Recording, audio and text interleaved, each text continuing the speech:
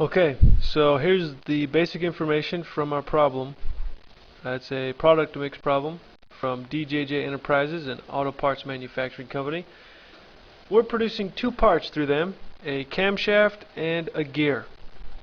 Now, we're going to produce a whole lot of these parts, but we want to decide how many in order to produce the most amount of profit.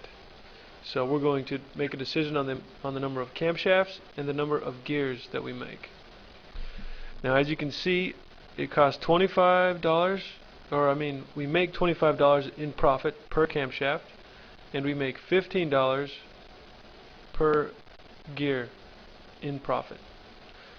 Now, the products are made up of these materials and resources. We've got 5 pounds of steel per camshaft, 1 labor hour, and 3 machine hours. Similarly, for 1 gear, it takes 8 pounds of steel, 4 labor hours, and 2 machine use hours. We're limited here by the amount of resources available. We only have 5,000 pounds of steel, we only have 1,500 hours of labor, and 1,000 hours of machine use that we can use. We can't use any more than that. So, with this information, we're going to then create a formulation, as you see down here. We decide what our decision variables are going to be. X1 represents the total number of camshafts that we're going to make, and X2 for the gears.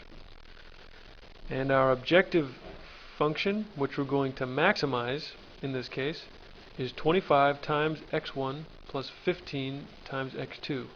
And this will give us the total profit made based upon the number of camshafts and gears we decide to make. And as we said before, we are limited in our resource use. The first row of this constraint is the steel use.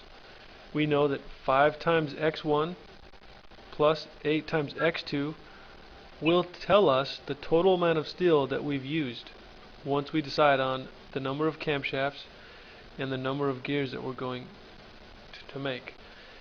This equation is a less than or equal to equation.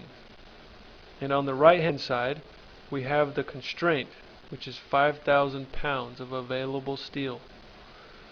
So as you can see, these other equations that work the exact same way, and that's how we build our constraint equations for the product mix problem.